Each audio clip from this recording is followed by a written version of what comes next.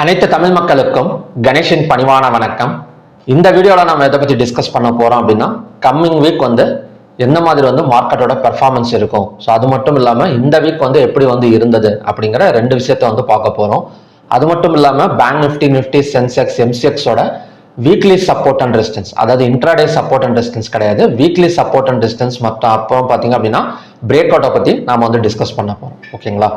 இப்போ பேச்சுவார்த்தை போயிட்டு இருக்குது அப்படிங்கிறாங்களே, உண்மையிலேயே பேச்சுவார்த்தை போயிட்டு இருக்கா இல்லை சும்மா நியூஸஸ் வந்துட்டு இருக்கா அப்படிங்கிற டவுட் நிறைய பேத்துக்கு இருக்கும். ஏன்னா நமக்கு பங்கு சந்தைகள் ஃப்ரைடே அண்டு தேர்ஸ்டே எப்படி இருந்தது அப்படின்னா கொஞ்சம் செல்லிங் ப்ரெஷர் அப்படிங்கிற மாதிரி சொல்லலாம்.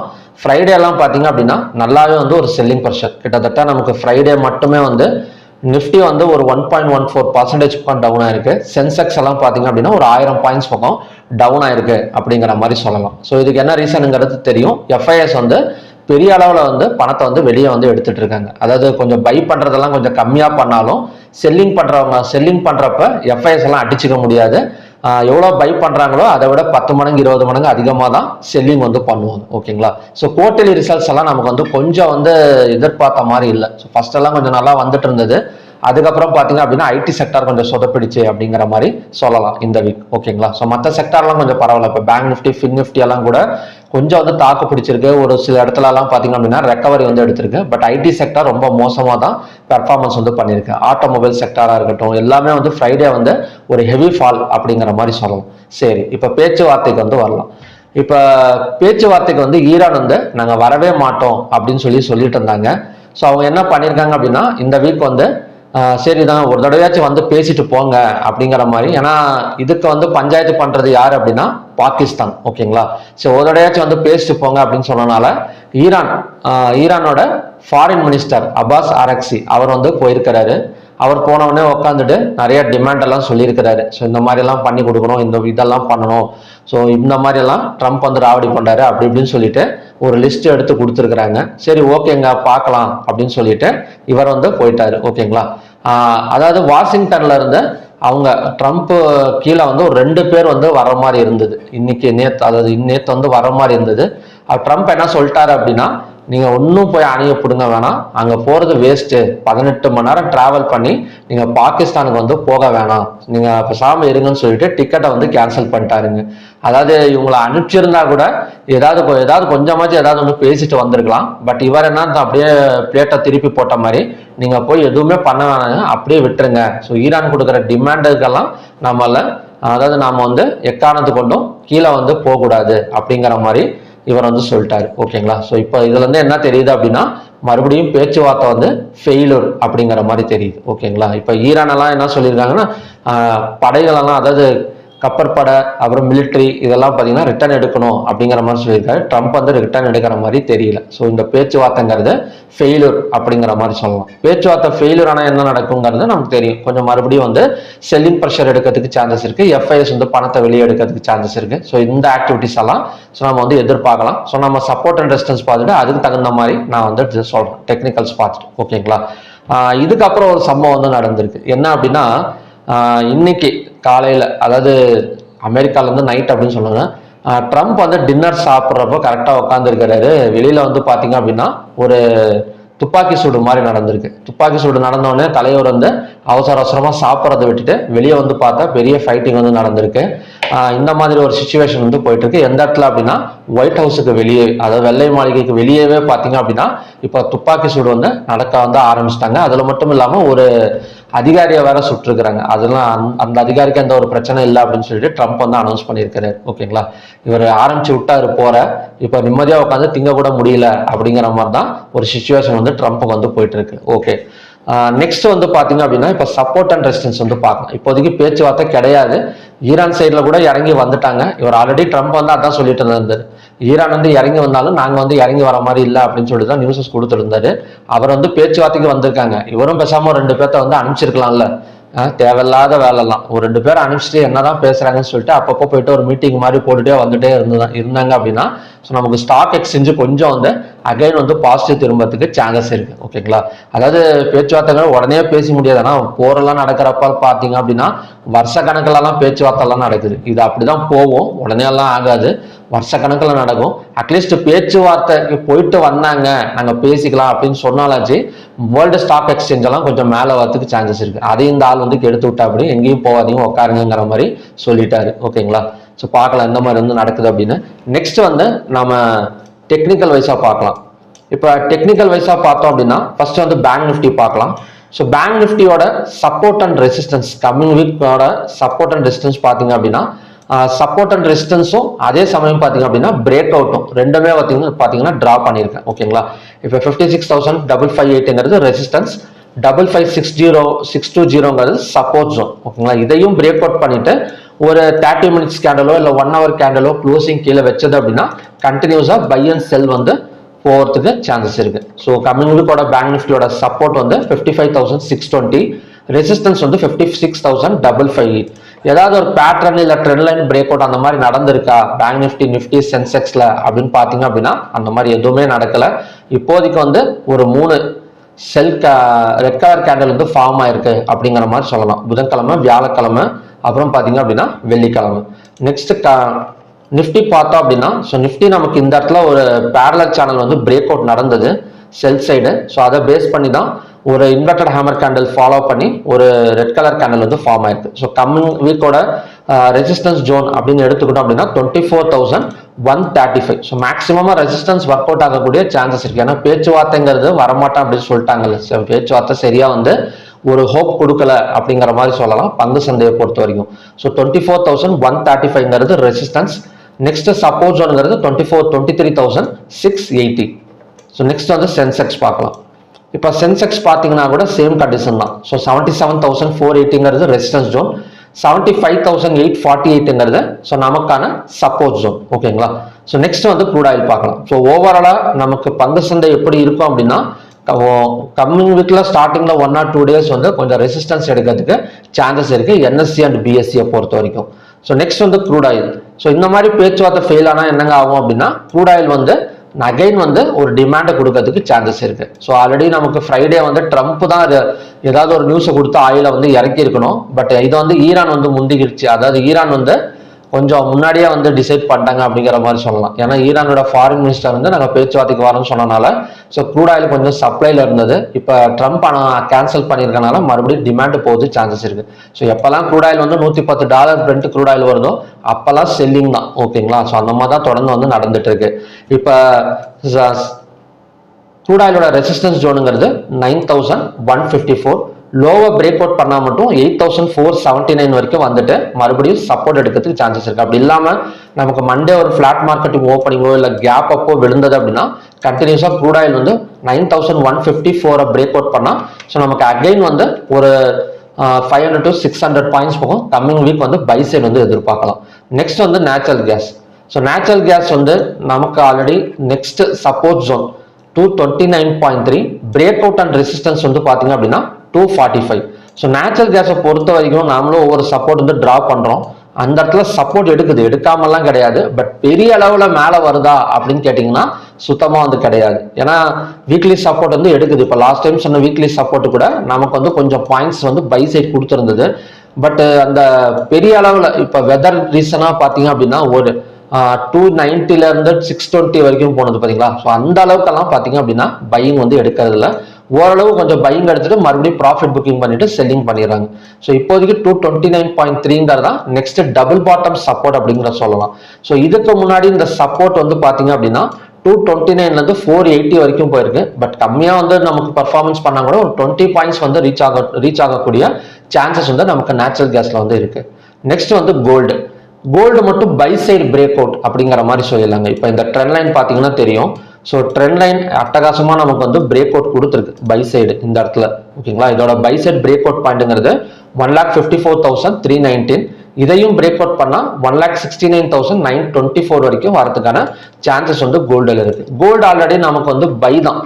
கோல்டு வந்து அங்கங்க கொஞ்சம் தடுமாறிட்டு இருக்கு இந்த நியூஸ் மூலியமா அப்படின்னு பார்த்தவங்களோட ஓவராலா கோல்டை பொறுத்த வரைக்கும் பை தான். இப்போதைக்கு ஒரு ட்ரெண்ட் லைன் பிரேக் அவுட் வந்து பிரேக் நடந்திருக்கு, பை சைடு பிரேக் அவுட் கொடுத்துருக்கறனால நமக்கு கூடிய சீக்கிரம் கொஞ்சம் பை சைடு வந்து போகிறதுக்கான சான்சஸ் வந்து இருக்குது. அது கம்மிங் வீக்ல கூட நடக்கலாம். நெக்ஸ்ட் வந்து சில்வர்.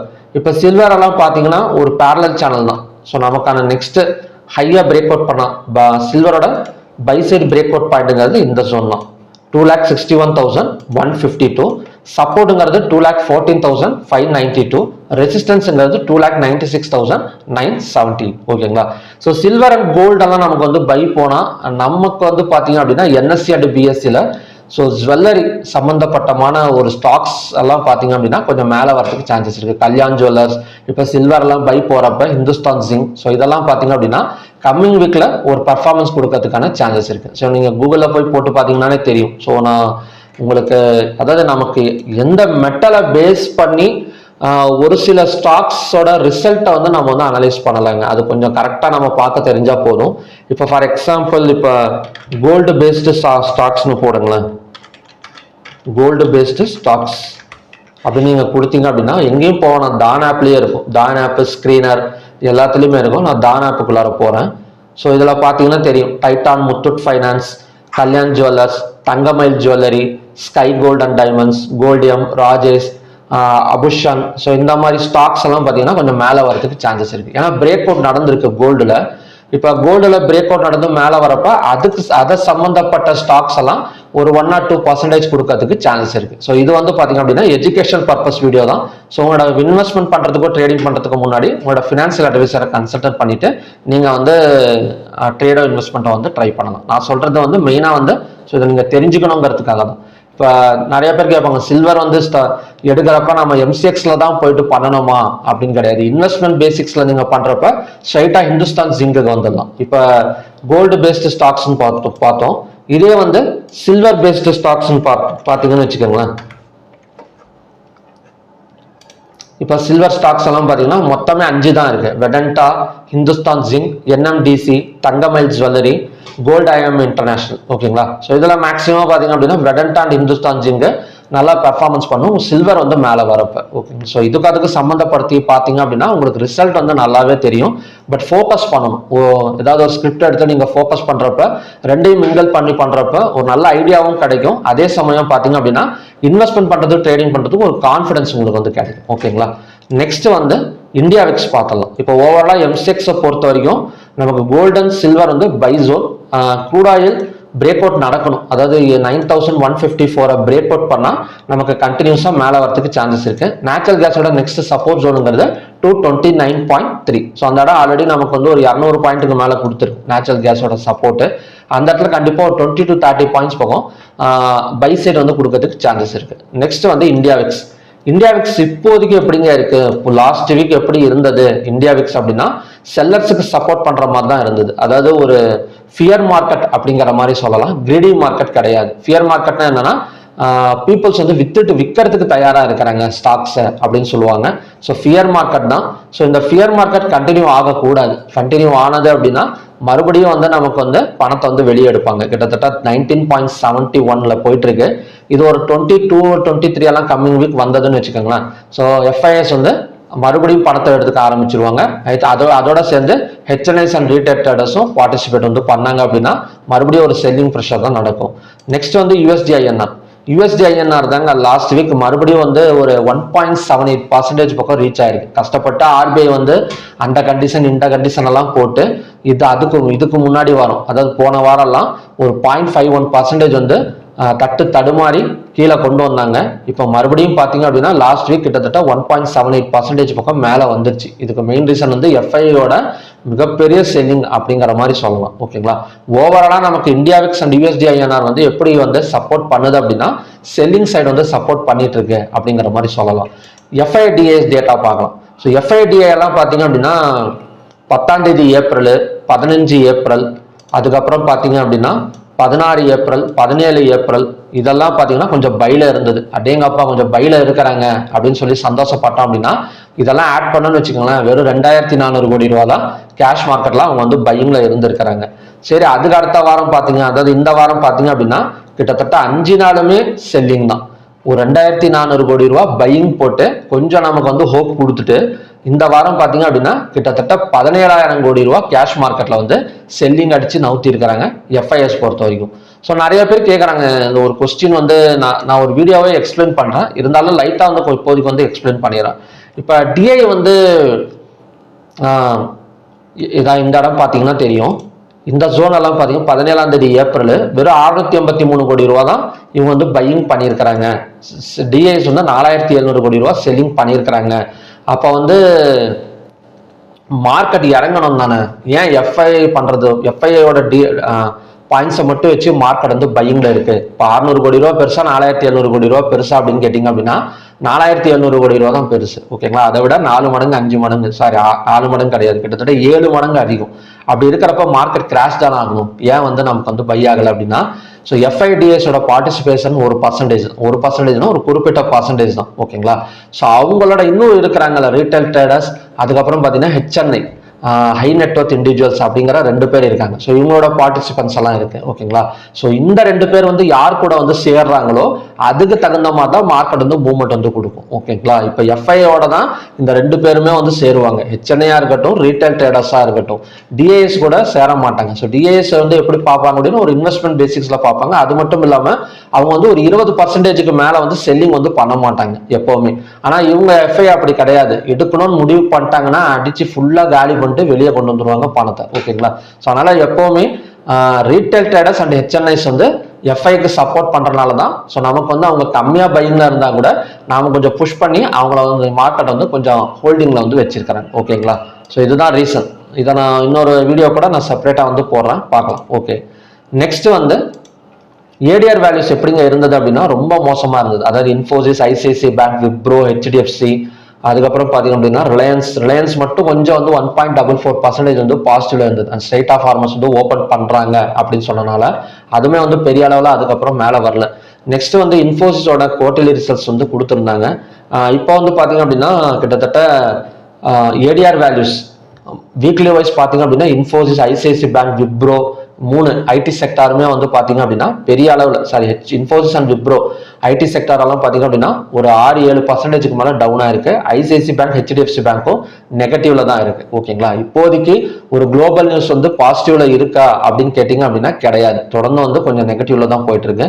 நெக்ஸ்ட் வந்து பார்த்தீங்க அப்படின்னா வேர்ல்டு இண்டெக்ஸ் நமக்கு 3 வாரமே பாசிட்டிவ் கொடுத்துருந்தது. லாஸ்ட் வீக் மட்டும்தான் கொஞ்சம் வந்து நெகட்டிவ் இருக்கு.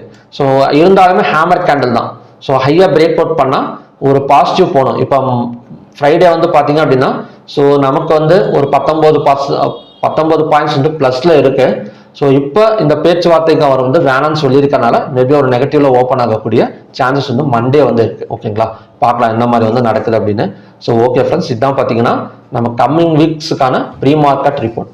ஓகே, உங்களுக்கு இந்த வீடியோ பிடிச்சிருக்குன்னு நினைக்கிறேன். மறக்காம உங்க ஃப்ரெண்ட்ஸுங்களுக்கு ஷேர் பண்ணுங்க, கமெண்ட் பண்ணுங்க, ஏதாவது டவுட் இருக்கு இல்லை இதுல ஏதாவது கொஞ்சம் ஆட் பண்ணணும் அப்படின்னு. கண்டிப்பா ஸ்டாக் ஆட் பண்ணுங்கன்னு சொல்லிடாதீங்க. ஸ்டாக் ஆட் பண்றது செபி வந்து அவாய்ட் பண்ணியிருக்காங்க, அதை ரெஸ்ட்ரிக்ட் பண்ணியிருக்காங்க. ஸ்டாக்ஸை வந்து ஆட் பண்ணி நம்ம வந்து வீடியோவில் வந்து எக்ஸ்பிளைன் பண்றதெல்லாம் பார்த்தீங்க அப்படின்னா செபி வந்து நமக்கு வந்து ரெஸ்ட்ரிக்ட் பண்ணியிருக்காங்க. ஓகேங்களா? ஸோ அதனால ஸ்டாக்ஸை மட்டும் ஆட் பண்ண சொல்லாதீங்க. மற்றபடி வேற ஏதாவது டீட்டெயில்ஸ் ஆட் பண்ணணும் அப்படின்னா ஸோ நீங்கள் தாராளமாக வந்து சொல்லுங்க. ஸோ நெக்ஸ்ட் வீக்ல இருந்து ஸோ அதையும் நம்ம வந்து ஆட் பண்ணி நான் எக்ஸ்பிளைன் பண்ணுறேன். ஓகேங்களா? மறுபடியுமே பார்த்தீங்க அப்படின்னா இன்னும் நல்ல ப்ரெடிக்ஷன் வீடியோட நான் உங்களுக்கு மீட் பண்ணுறேன். Thank you very much.